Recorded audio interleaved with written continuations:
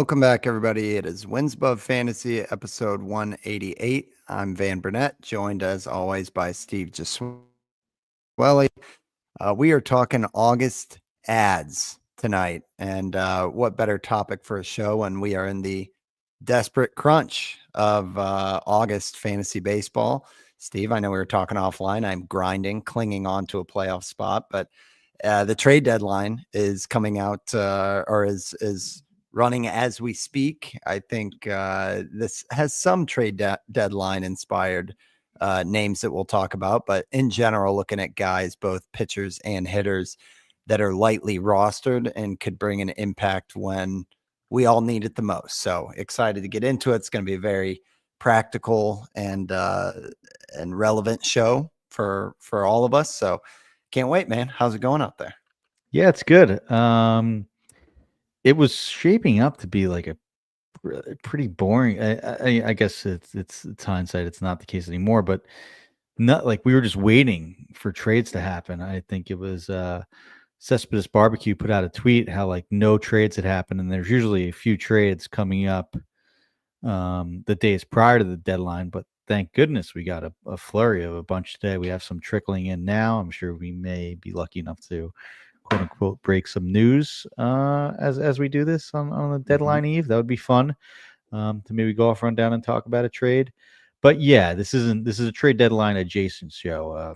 All your news shows will break it down. The Fantasy Baseball Morning Roundup that we do such a good job on. We'll have all the news there, so that will be your direct source for actual news. We'll be talking about the actionable fantasy stuff for this, and more of just a sort of a waiver wire show, guys that we have low roster percentages. Everyone on the show is pretty widely available. I think we did a good job of keeping it really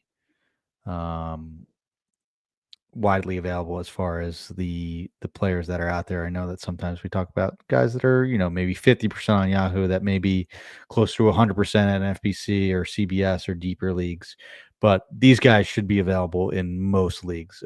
We are using Yahoo roster percentage, but they're really low. So guys that we talk about, you should be able to add.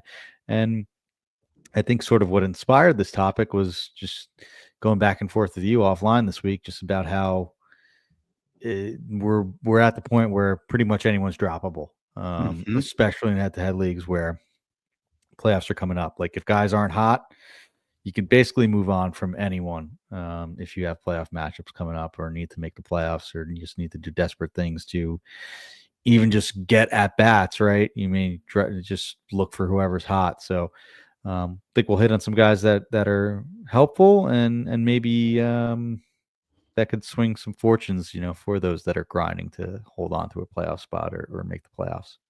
Indeed. Yeah. Yeah. And last week we talked about the strength of schedule. So I think we're kind of in season as well for a few of these guys that have that we know have favorable schedules down the home stretch. So we'll talk about that as well. But yeah, to your point, Steve, pretty low rostership. And this first one is just 7% rostered in Yahoo. Troy Melton for the Tigers, pitcher for the Tigers, who we've only seen 2 starts out of, and his prospects looked better, unfortunately, through the Reese Olson injury. But then also they bring in Chris Paddock, who he himself looked good. We'll talk about him in a little bit, but Troy Melton had a very impressive outing against the Diamondbacks. 7 scoreless innings, 5 strikeouts, a .71 whip, and his minor league production this season across AA and AAA, 75 innings, a 2.99 ERA, and a 26%, not strikeout rate, a 26% K minus BB. So definitely a head turning minor league track record this year. And yeah, the pitcher looks pretty good, Steve. I think we have to kind of wait and see for a team like the Tigers if Melton's going to have a sure role in the rotation. But I think even though he had a rough outing against the Pirates, this last one combined with the minors is pretty good. So what do we make of Troy Melton, the pitcher, and if you feel like there's actually some fantasy value for him August and the rest of the way? I am very, very interested. This is a guy that, like, if you just do stat line scouting, to quote Foolish Baseball in that great series that he does, where he just looks at the numbers of guys that may not be on top prospect lists, like this is someone that if you do like a blind test and just look at the numbers, you'd want this person, right? Um, in 75 minor league innings, he has a 15% swing strike rate with a 32% K rate and a 6.4% walk rate this year. Last year, across across 100 innings, he had a 14% swing strike rate with a 27% strikeout rate and a 7% walk rate. Like really, really good stuff. He throws 97. Like it's like, well, why? Like I was going back and forth with someone offline, just a buddy of mine, about just prospect lists in general. How, like, looking back at them historically, they're not the most accurate thing, and I push back. Like, it's hard to do. There's not room for every single prospect, right? Like, there's other things that go into than just the numbers of actually watching the players. But then there's players like this that are just absolutely missed. Like, I mean, on Fangraphs, he's a 70th ranked prospect, so that's pretty good, and the 5th ranked prospect for Detroit. So maybe this isn't the perfect example, but Mm-hmm. definitely did that. The hype coming in of like, okay, like this is a guy that you should be stashing in like a minor spot. Maybe because he's 24 years old, but basically everything here looks really, really good. He throws a bunch of different pitches. Um, and Great extension. yeah, yeah. There I don't know what's not to like. Like what am I missing here? Sure, yeah, maybe there's some concern about the rotation spot, but I think that's been put to rest. Even with Paddock being added, Reese Olson's out for the year, or at least until maybe the playoffs, right? Yeah, Uh, Gibson. If Gibson Long comes yeah, back like maybe. mid-August, but I think what they're getting from Melton, like Gibson Long wasn't, like taking over the world when he was getting a pretty long look. So I think they would stick with Melton if it looks more like it has. I mean, the only thing is he did have just 100 innings last year, 92 innings the year before. He's already at Probably 96. 87. Oh yeah, So yeah. I don't know. I mean, if they want to go to like 140, like that's what, another 60 innings. That should get you the rest of the way. And I don't think they would need him as a starter in the playoffs, right? Like I think the Tigers would sort of lean on Skubal, Flaherty, and I guess and Mize, right, in the Mhm, rotation, mhm. as like the 3 starters. The Yeah. only thing would be if they added another starter, then maybe Melton would be um, Yeah, sort by of the end pushed of to the the deadline. side. Yeah, But yeah, other than that, like, like this is almost like a must add for me. Like, yeah. I agree. I agree. I know I Nick think was he's gonna super be a excited name. about him. Yeah. I think he's gonna be a name all offseason too, Steve, because like you said, when you look at the depth of the arsenal, the velocity, the extension, even the results in the minors, like again, what's not to like? So yeah. I don't know if you got anything else to add on Melton. I cut you off a little bit, but yeah, I'm in on the big picture as well. So his next 2 starts this Sunday at Philadelphia. That's a little tough. But then it's at Detroit, and then I'll try and do, Who are they playing against Detroit? Because oh, Melton sorry. is there. Yeah, Melton is on Detroit, yeah. yeah. Angels, home versus the Angels. Oh So yeah, yeah, yeah. and that could be like a Taylor Ward-less Angels, although who knows what the Angels are doing. They're, like, Yeah, trying to buy right if he now, gets so pummeled against Philly, I think, yeah. and gets dropped even, well, I mean, he's just 7% rostered, but I think that's, yeah. And then I'll try and, I'll pull up their schedule real quick. After the Phillies, it's the Angels. Then it would be he misses the White Sox, which is unfortunate. Um, although maybe he might not. Let me pull that up. He goes on. This is great radio on the 9th. Yeah, so no, he's not going to get um the White Sox. But then it's the Twins, Royals, and then the Royals Ooh, potentially again. Oh yeah, And then this is even going to be a big further down could be the White Sox. So this is a it big looks like it could be stretch. a juicy schedule after the Phillies here. Yeah. Okay. So that is Troy Melton again. 7% seems wildly under rostered. So go change that if he's available in your leagues and you need some pitching help. Next up, Steve, we're talking about Ramon Laureano. Yes, the 31-year-old Ramon Laureano, who has quietly been putting up just excellent numbers, both in terms of underlying stuff Mhm. and also in the past couple months, where in June he had a 950 or 945 OPS, in July an 862 OPS.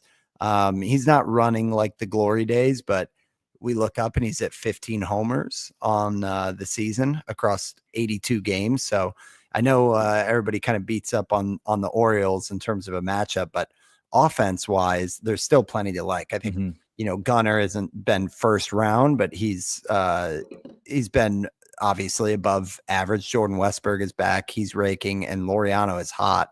The underlying stats look really good, and Laureano is just 32% rostered. So he's one of the higher ones on tonight's show, but that's still pretty available in 12, even like 14, 15 team leagues. So talk to me about Laureano and what we think about the 31-year-old. Yeah, this looks like vintage Ramon Laureano, like what we were excited about when he was coming up as a young guy in Yeah. 2019, right? When he had 24 homers, 13 steals in Mhm. 123 games and was like a The pretty best high draft pick, outfielder. right? Yeah. Yeah. Yeah, Right. like he was like there was a lot of hype on him, and he never really lived up to it really since that. I know this shortened season he was all right, but then it really kind of was either hurt or didn't really produce Yeah. when he was on the field. And now it finally looks like he's healthy. And like you hinted at, all of the underlying numbers back up the 145 WRC plus, a 530 slug, right? It's the best strikeout rate of his career, 24.6%. The best barrel rate of his career, 12.6%. The best hard hit by far at 48.4%. So like this just looks like, a legit hitter that's doing everything right and improved in all the areas that we sort of hoped for years ago with him. Um, and I know that there is some speculation that he's going to get traded. He is on a 1-year deal with a 2026 club option, though. So maybe he's not traded. But even with that, like that's a really attractive contract, right? Because it's a pretty easy deal to opt into if you're the team acquiring him. But that maybe the Orioles don't trade him. I sort of looked at it as a guarantee before I saw that he had that option. But I mean, it again, like you said, that's not the worst thing in the world if he stays there. The offense is good. The ballpark is good. It's not amazing for righties like he is, but he's still, Mhm. getting enough power as is. And it's warm for the rest of August and most of September in Baltimore too. So it'll be a great place to hit. If he is traded, I don't think he's a platoon risk either because he's hitting righties better than lefties this year. He has more home Okay. runs versus righties. His numbers are much better right on right this year. I know that there was points in time where he did look like a small side platoon player, and that's kind of what played into limiting some of his game totals and plate appearances, even when he was healthy.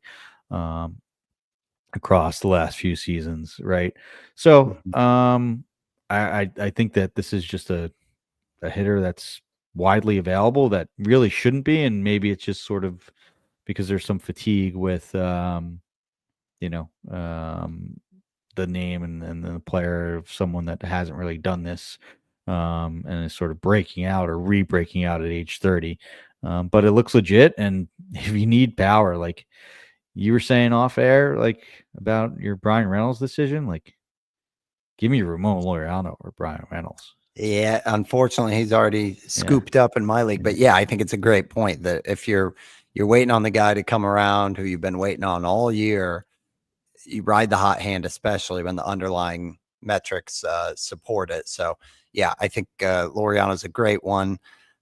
Moving right along, Steve, we don't have to dwell as long on Mike Soroka, because any listeners who have been with Yeah. us the past month, there's been a couple shows that we've talked about Soroka, but overall it was a kind of a medium interest, just because he had been making some tweaks. I know he had a better June than July in terms of swing and miss stuff and strikeout numbers, but overall still serviceable. And as of like a half hour ago, got dealt to the Chicago Cubs. So he's back in Chicago for the National League this time. And the Cubs obviously are a better run environment in terms of win support than Washington. And then beyond that, last week we talked about how the Cubs have one of the best strength of schedules the rest of the way in. So I think some of those things, as a manager who has Soroka and he's coming off a lackluster start where he only went like 3 2/3 or something against the Astros, like this is very much a Toby, right? But when you put a Toby who's made some tweaks, and there were some reasons to believe him going to the Cubs is a value bump. So I just wanted to chuck him on real quick, because Soroka as well is pretty lowly rostered, right? So he is 11% rostered. Yeah. So yeah, I think we'll see. I mean, I guess it's still a question mark on if he would be in the rotation versus the bullpen. No, he should be in a rotation, right? That's what Like I they thought. had Ben Yeah. Brown to have a spot start. I know Colin Ray has been pretty good, but they still have Cade Horton. Like the Cubs still need another starter. Like it's Matthew Boyd, Shota Imanaga, then Ray, Horton, and Ben Brown. Soroka should slot in there and take a spot there for sure. Yeah. And we hinted at it last week, right? Like the Cubs have gotten a lot out of Matthew Boyd. They've gotten a lot out of Colin Ray. They've done well, like sort of off the scrap heap, and I think Soroka is sort of on that Stuff to pile, work but has more talent than most on that pile. with. Yeah, it's a good point. We Good way talked to about put it. how his whip doesn't match up with his ERA. There's the game log scouting of some 11, 10 strikeout games. Really interested, and I know that it doesn't pop as like a park to pitch well in, but hey, on days where the wind's blowing in, plays as a really big, a really good pitcher's park, or blowing out, or sorry, blowing in. It plays a really good pitcher park, and the Cubs have gotten a lot out of these guys, so I'm excited, and I feel like Soroka is a guy that we've talked about all year, sort of waiting for it to happen, and maybe this change of scenery will allow for it to happen. I do hope that there's like an announcement that yes, they plan to start him, just because there is that possibility that maybe they had the idea of pitching him out of the bullpen, like he did with the White Sox last year, and it's such a success. But I would be shocked if that's the case, just because the Cubs are so desperate for starters.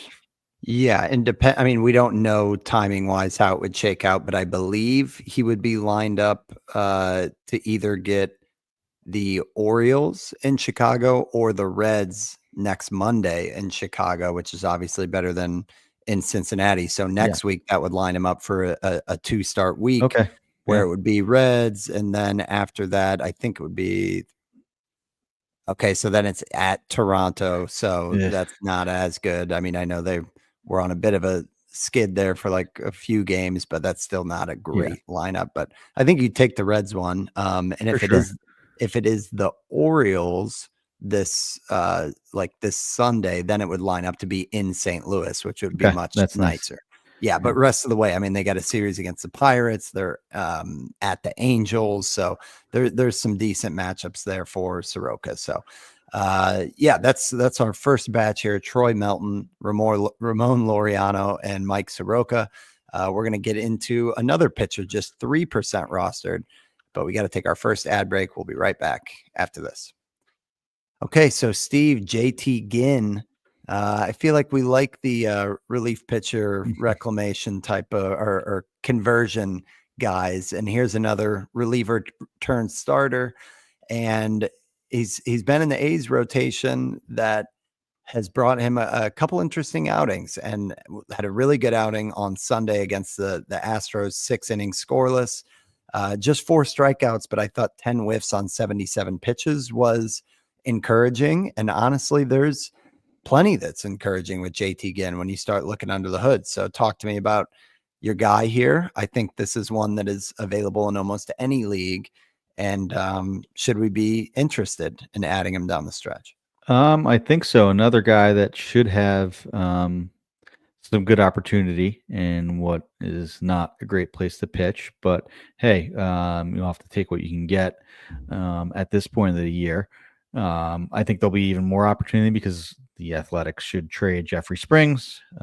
They will probably try to trade Luis Severino, who is basically asked out since the second of signing that contract with how much he's complained about pitching in that ballpark. But with how poorly he's been, I don't know if anyone's going to want him. So JT Ginn should have a rotation spot from here on in. And I don't see why Oakland wouldn't give him that extended run. There's a lot to like. It's a 21 K minus BB rate. And, 389 ERA has come with an elevated BABIP of 295, though he's ran pretty high BABIPs basically at every single stop. That's pretty interesting. I wonder why that's the case, especially when he's ran really good ground ball rates too. Yeah. All his minor league careers. It's really, really crazy. Another unlucky thing is that he's got a 24.3% homer to fly ball rate. I understand the ballpark in Sacramento is going to inflate that, but I don't know by that much. That shouldn't be. That there should be some positive regression there, right? Yeah. And if you would pair that with what's a good strikeout rate, a good walk rate, I know a lot of that has come in the bullpen, but it still looks like he has the stuff to be a successful starter. I think sort of in this Will Warren, Michael King, Clark Schmidt sort of way. I know he came from the Mets, not the Yankees, when he went over to Oakland, but he's got the sinker that he throws 94 miles an hour. He's got a cutter that he's added that's sort of unlocked, I guess, his breakout this year, and has a good slider that gets a good amount of whiff. So it looks like that cutter addition has maybe given him a way to play off that sinker. And he also mixes in a changeup too against lefties to keep them honest. So, it's an intriguing profile that I think is worth monitoring, and definitely at least someone that you want for the road starts at the very least for Oakland or for the Athletics there. I'm still going to call them Oakland. Sure. Sure. Until they move there. But Yeah. it's versus Arizona. That's not great. Then at Baltimore, also not the best, but I think there's like the down the Twins stretch, in there there. should be some opportunities. Yeah. Yeah. Yeah. I get the sense that I'm just trying to game log him real quick. Yeah. Other than, I mean, honestly, no, I think this is a valid take. I was just going to say with his solid control with just a 5.5% walk rate and his 89th percentile ground ball rate, to me, that says even the bad ones won't be awful, right? I mean, I know you mentioned that the homer to fly ball has been unlucky and everything, but the worst thing, I'm just seeing Bailey Ober in my mind right now as I say this. The worst thing down the home stretch in your leagues is when you have one of those absolute blow ups from a potential stream, or you want guys who can kind of round out the volume and not blow you up, so that you're just counting on your aces to do what they do. And these guys are like the solidifiers, certainly in head to head. And I think JT Ginn is a good option for that. I do think these first couple matchups aren't ideal, but maybe tuck it away for that, mid-August run where it starts getting a little bit easier with, the Twins and some of those matchups. So, yeah. If you Anything else look to at add on? his pitch movement profile, if you have a Savant page up, Mhm. um, it's crazy like how it's basically like an east-west movement profile, right? Like the slider goes um, glove side horizontally, the sinker goes the other way, arm side.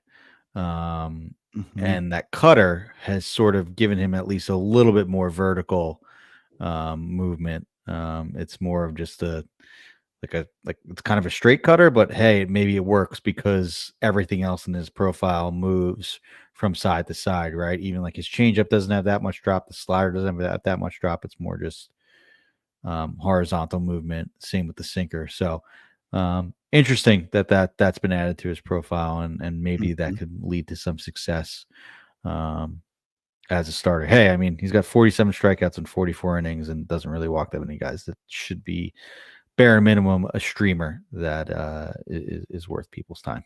Agree. Yeah. I mean, I think like he is not one that you have to squint. Like last week, we're looking at Colin Yeah. Ray and Cade Horton and stuff like JT Ginn. You can convince yourself pretty easily that it's a relatively high floor and there's some reason. I mean, like you said, over a strikeout per inning, to be excited with what he's got. The extension is above average. I know it's not that like 7 feet that we like, but yeah, this is a guy who is uh maybe like that Jordan Montgomery mold where it's like Yeah, that's a on good the comp. like Yeah. a 25% K rate and a low walk rate. But yeah, I think at just age 26, if nothing else, he's a name to keep watching because yeah, it looks like he's got the stuff to stick on the reliever turned starter. So yeah, that's JT Ginn at 3% rostered. At 20% rostered is Mr. Chris Paddock, who is on the move. He had his debut start with the Tigers.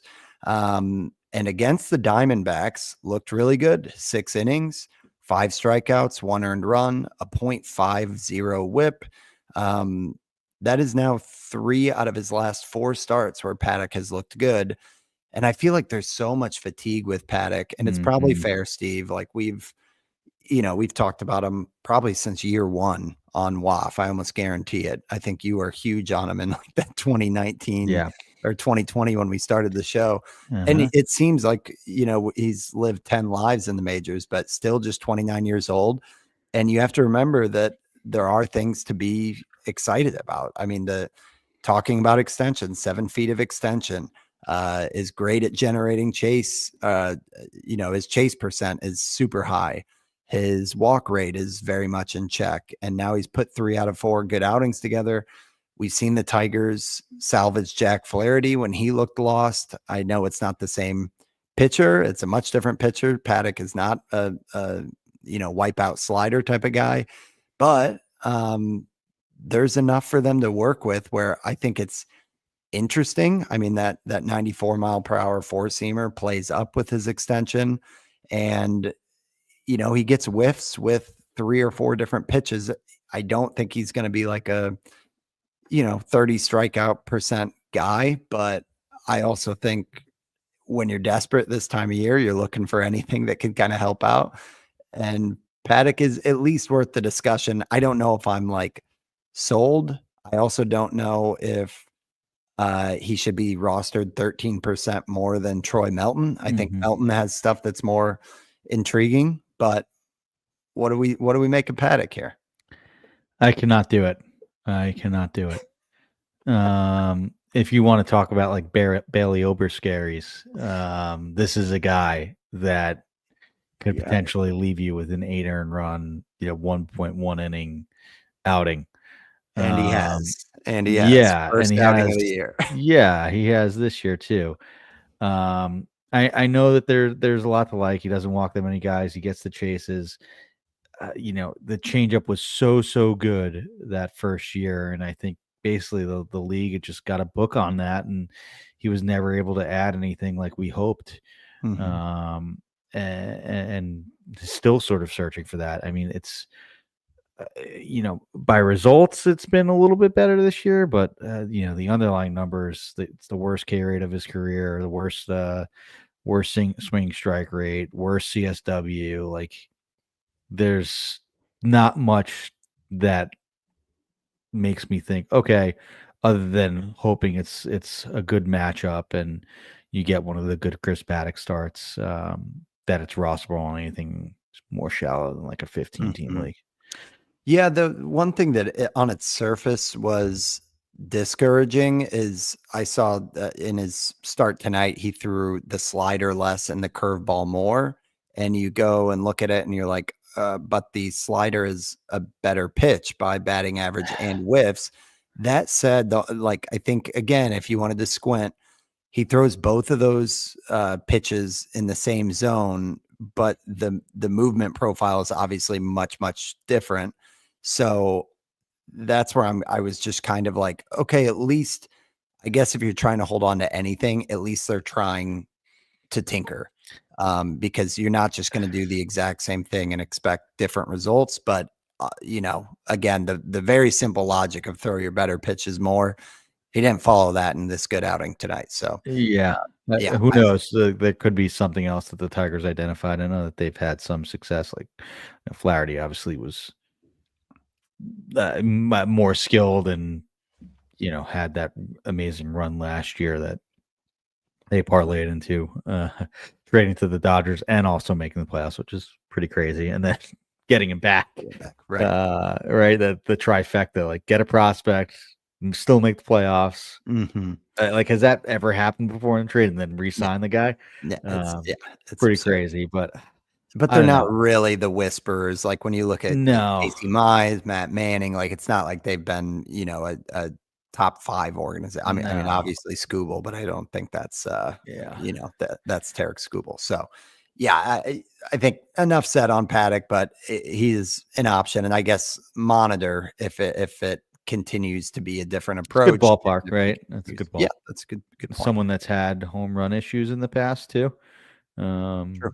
to go to that ballpark is encouraging. Okay, so there's JT Ginn, Chris Paddock. Next up, we got to go back to the well on Kyle Manzardo. I know we talked about him last week, Steve, because the Guardians have a very favorable schedule from here on in. And ever since the show, I know we've been texting. Who am I to take a victory lap too often? But we're in August pretty much. Yeah. And after that show, it's like Yainer Diaz, Manzardo. I know we were texting about a bunch of names, Edmund, that are just hitting homers like crazy. And Manzardo's now on a 9-game hitting streak where he's got 3 homers, 10 RBIs.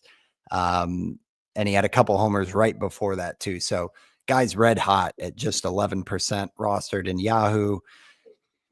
Looking month over month, his chase, his swing and miss is far and away the lowest in July, since it's been in any other month. So I think this is a good adjustment for Manzardo because he obviously set the world on fire in like April, and then big time struggled with the slump and dealing with adjustments.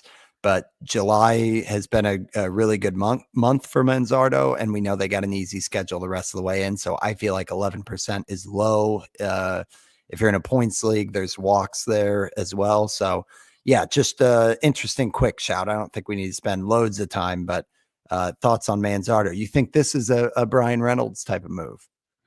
He still does not play They sat him versus today too. versus lefties. And the hard hit data is like not encouraging. Like you sort of like roll your eyes at the barrel rate and even the hard hit percentage. It's pretty middling. Barrel rate's pretty good at 12.4%, but 41% hard hit rate is a 41st percentile. The bat speed isn't great. There's still a decent amount of swing and miss, right? But nothing that's too concerning. And you kind of can easily gloss over Manzardo as sort of not intriguing.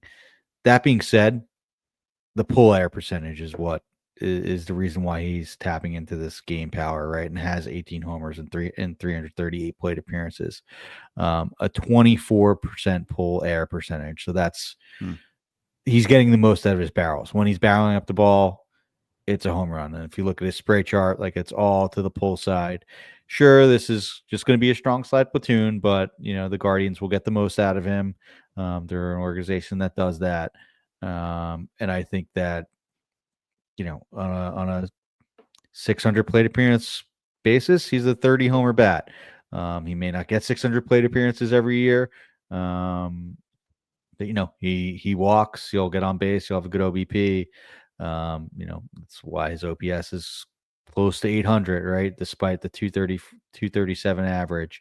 And the XBA backs it up. Like there's a lot of there's a lot of fly balls, right? It's a 26.8% um, ground ball percentage, a 37% fly ball percentage. But the reason why his XBA is so low, it's a 12.4% pop up percentage. So this guy's like just trying to get under, pull the ball, and pull the ball in the air. I think that's going to lead to some really, really good hot streaks, right? Like we saw in the beginning of the year, like we saw now. So maybe there'll be another one um, over the next 2 months here. That Manzardo will have another, 5 homer week or something like that. Because when he's not popping the ball up, and when you know, when his timing is right, he's going to hit a lot of barrels, and he's going to hit them exactly where he needs them to be home runs. Mm-hmm. Yeah, and it looks like I'm just kind of peeking at the schedule. This might be a better. It looks like there's like a series against the White Sox. Um, White Sox, Marlins, Braves is 3 series in a row starting at like August 10th. That might be a good time to kind of jump in. But yeah, it's a good point on the lefty splits.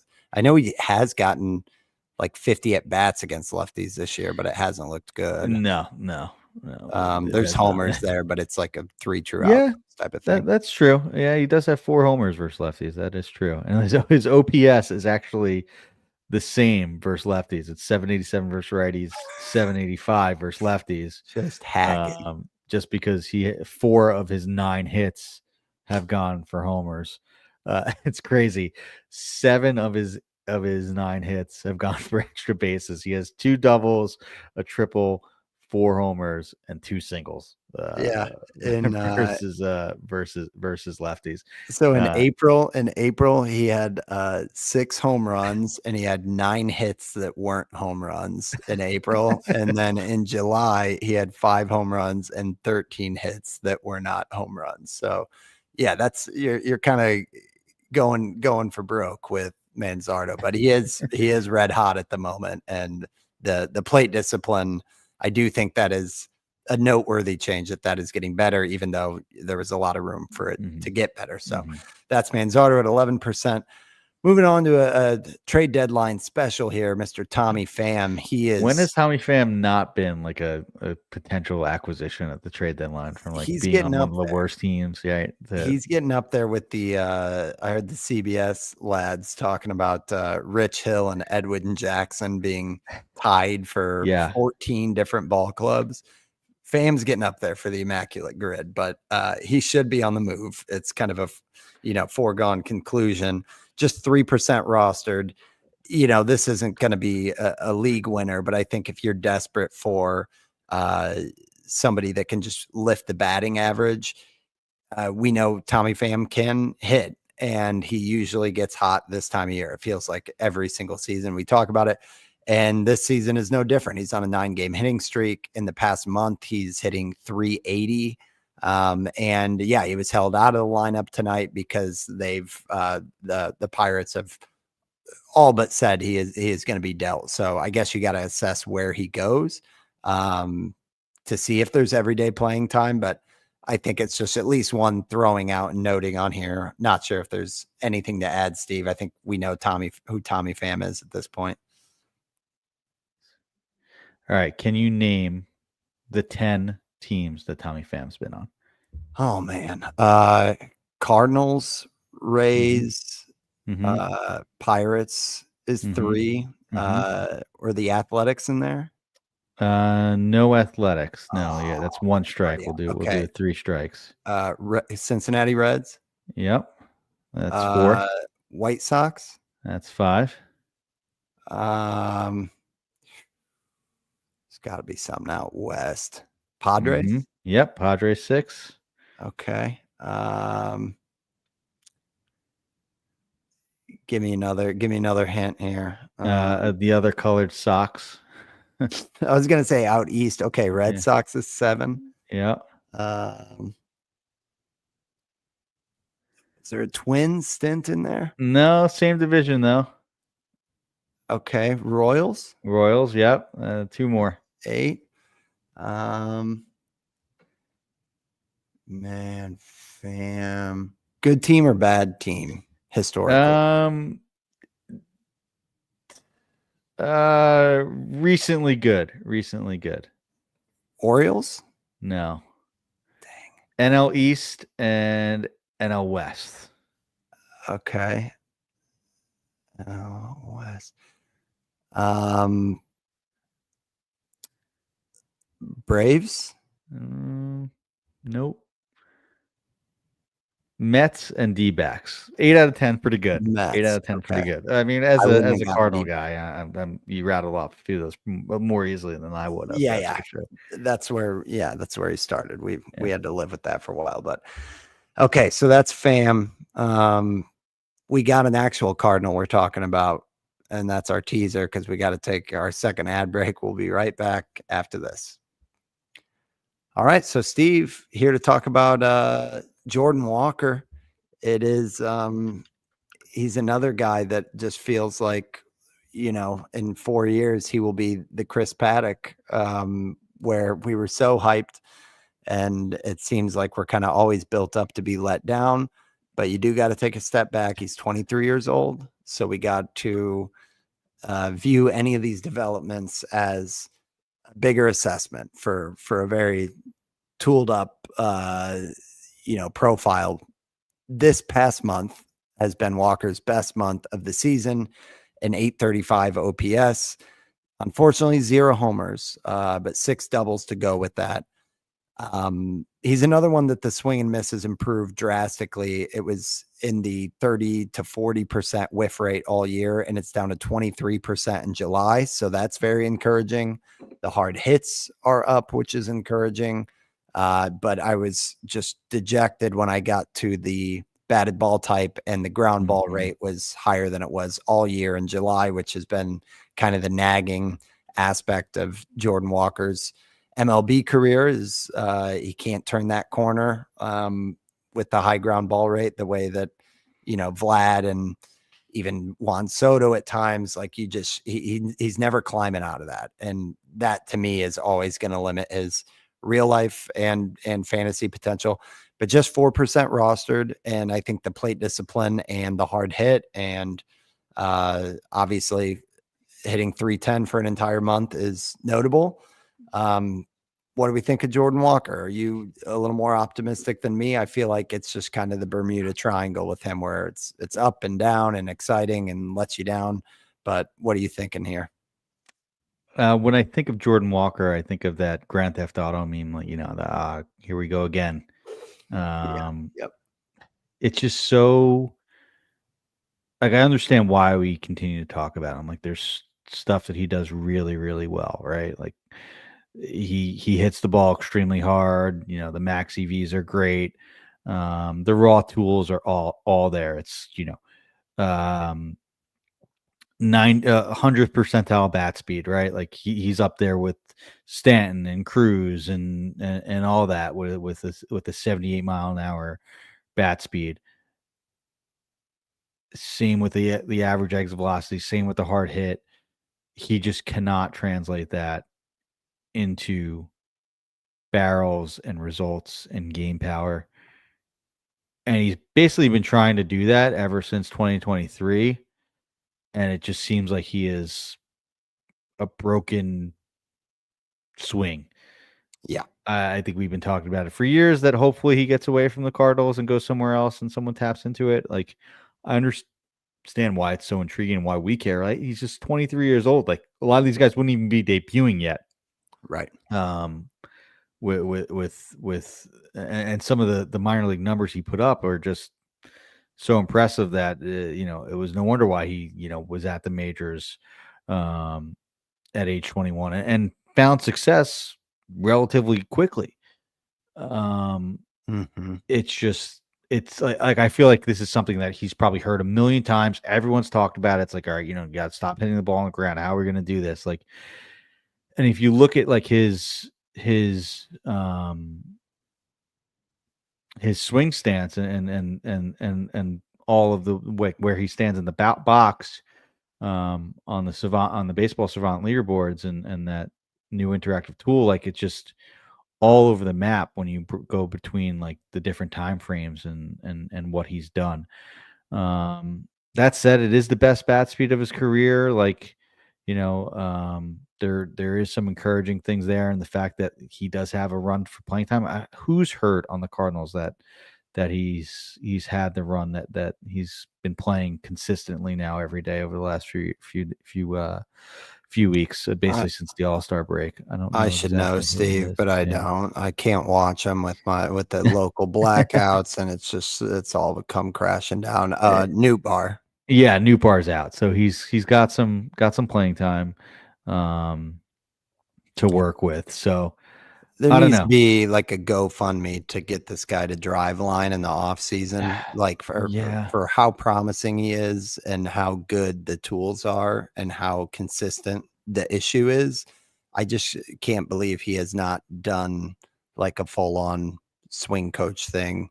Um, or I don't know. I mean, he's made some adjustments like we did earlier this year, the whole side by side thing with his stance changing, and he was more athletic and crouched and all that good stuff. But um, yeah, I just wish between Arenado, Goldie, like there hasn't even been like flashes of the high fly ball rates. It just seems so constant. So yeah, I don't know. For the purposes of this show, I mean, you're talking about a guy who has 3 homers on the year in 68 games. So I don't think you're signing up for power. This is just if you are trusting the batting average that's showed up in the past month.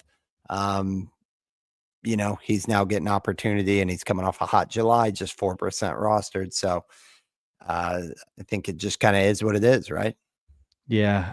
I mean, like if you go month by month um with Walker on the batted ball Like fly ball rates. no, on the swing path metrics, there's so many differences. Like okay, just for comparison's sakes, like I typed in Christian Walker's name, um and Christian Walker and Jordan Walker both came up.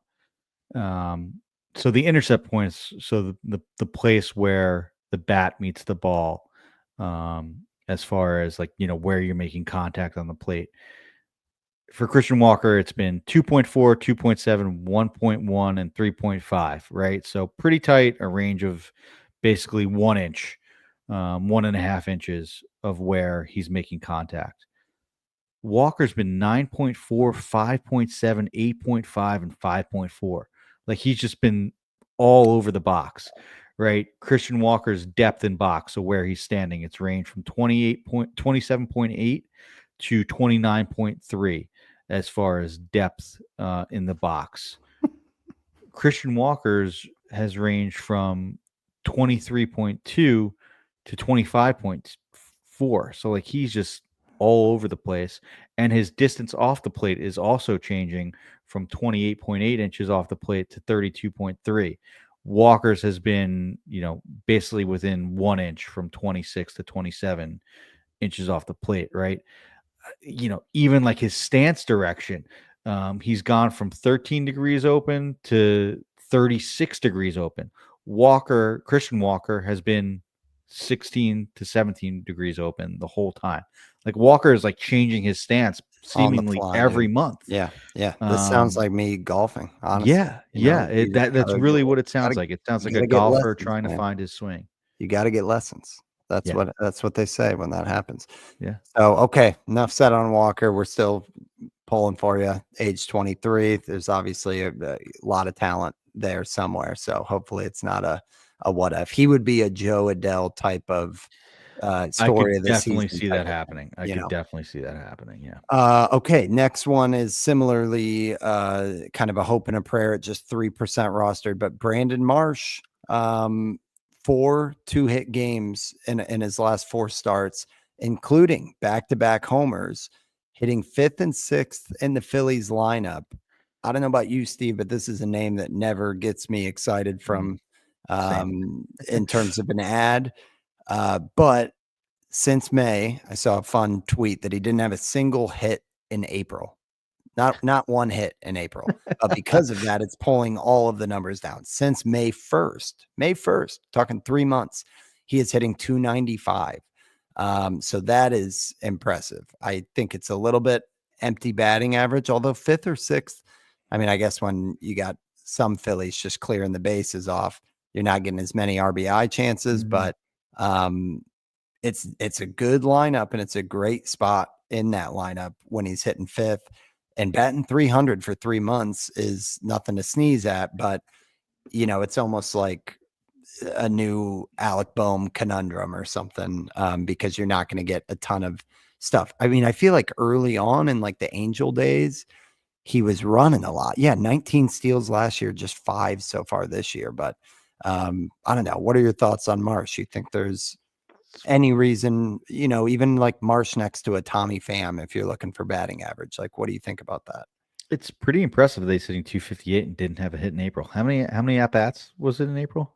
Do you know? Let's see. I can get it real quick. Okay, just 29 at bats. Okay, still But over 29 yeah, is a it's a is a slump. rough start. I mean, yeah, there's been times where I know we were a little harsh on the intro, but there's been times where Marsh has been a playable fantasy asset from like a strong side platoon um perspective, right? I mean, last year, 16 homers, 19 steals, like that's definitely someone that I'm sure we talked ourselves into as like an OF4 or 5, right? In NFBC leagues. Mhm. The strikeout rate was a bit high, and maybe you expected some batting average regression, and you were getting that in the beginning of the year. But he's cut his strikeout rate by 8 points this year. Kept the same walk rate. The hard hit rate is comparable. The barrel rate is down a little bit. That's probably why I honestly would probably trade some more of that swing and miss for a little bit more power, especially if he's not going to run. I would take a 230 average if he was going to give another 10 homers and 10 steals the rest of the way. Mhm. But there's always been a good strong side platoon bat in here. My concern is that the Phillies, it seems like after they acquired Johan Duran today, their next priority is getting some outfield help. Mhm. And I would imagine that would come at the expense of Brandon Marsh um, playing time. Yeah, what are his yeah, I guess the struggles against the lefties is Yeah, maybe Max something. Kepler's there. Like, they do have Johan Rojas, who's his platoon partner, who plays a really good center field. Um, what is Marsh? And Marsh has been a fine center fielder, -1 outs above average. Whereas Rojas is, I know the bat doesn't play, but I think he's he's been 6 outs above average, one of the better center fielders defensively, at least. So Mm. maybe they acquire, you know, uh, I don't know. There is sort of a nice platoon there with Yeah, it's not Marsh and then bad. Kepler too. I don't know. And I doubt they're looking at a guy who's been hitting 300 for a few months and saying like this is a huge problem Yeah, or an area of focus, but I guess the platoon thing is still a factor. How often yeah. is he I don't know sitting? if they get Robert, I guess that could potentially like limit his playing time because Yeah. then it becomes Max Kepler or Marsh Mhm. in the platoon with Rojas.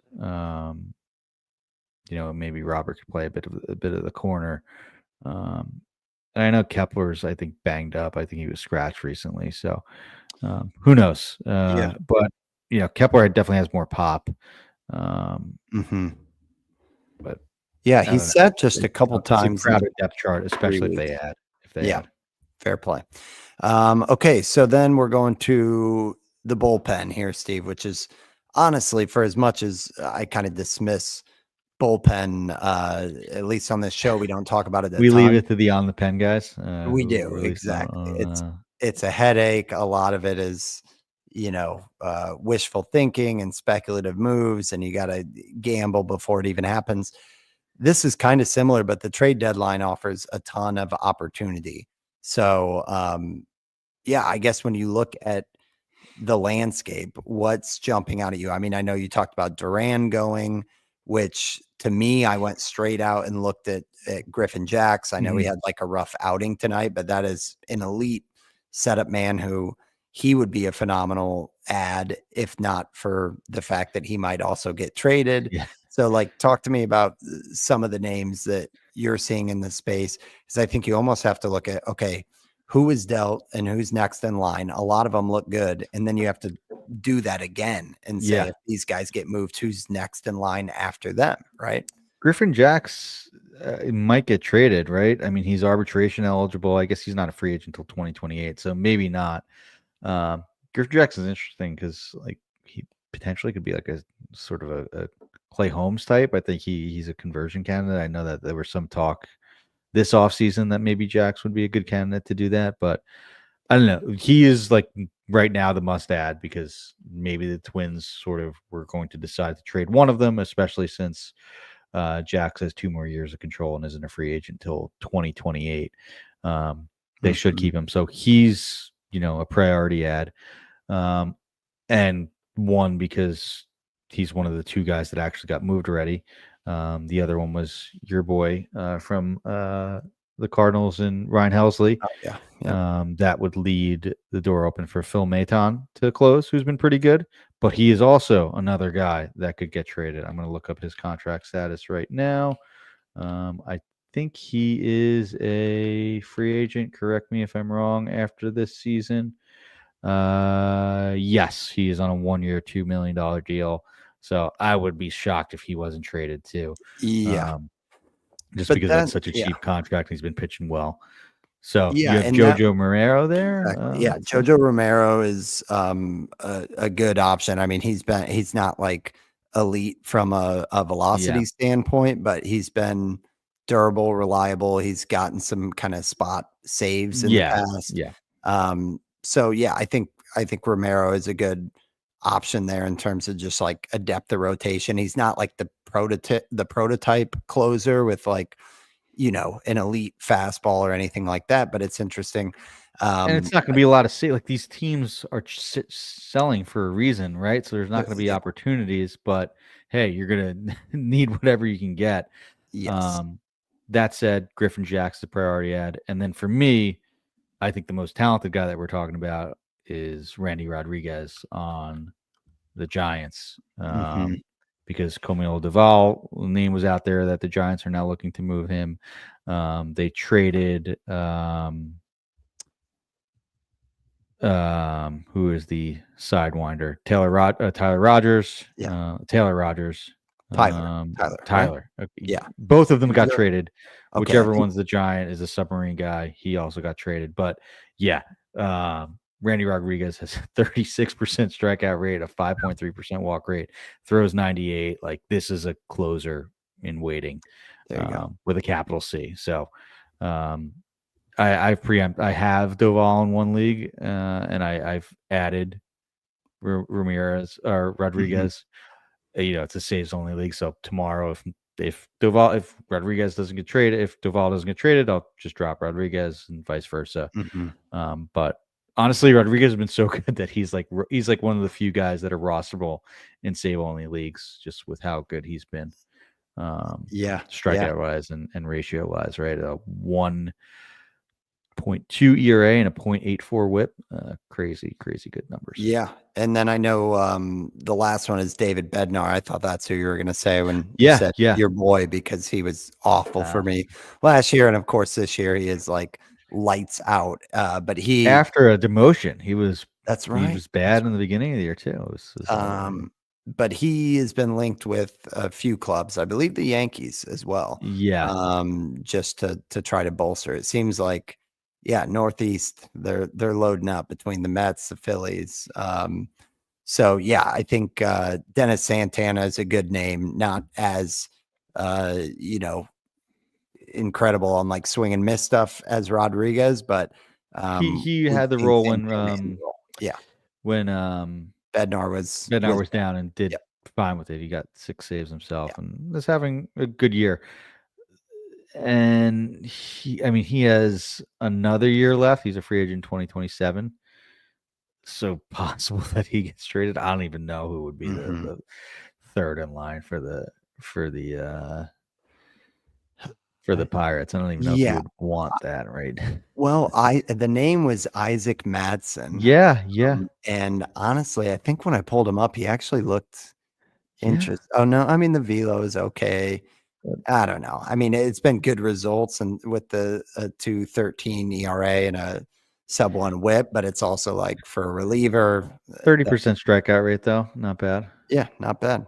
So Isaac Madsen. So yeah, okay. So there were the relievers. Again, that is Dennis Santana if Bednar gets moved, Randy Rodriguez if Duvall gets moved, Griffin Jack's already a priority unless he himself gets moved, and Phil Matone on if or now that Helsley got moved, although he might go, and then it's Jojo Romero. So Yeah. you can see why we don't do the bullpen because it's like Pepe Silvia with the yarn on the cork board.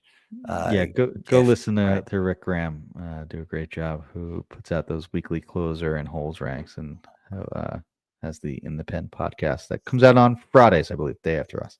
Yeah, there you go. Okay, well, Steve, this was great, man. And hopefully those of you guys who joined us got some actionable stuff, some watch list stuff. But yeah, we'll be checking in every week, rest of the way through the season. And yeah, until then, thanks for talking baseball with us. Thanks for listening, guys. Later.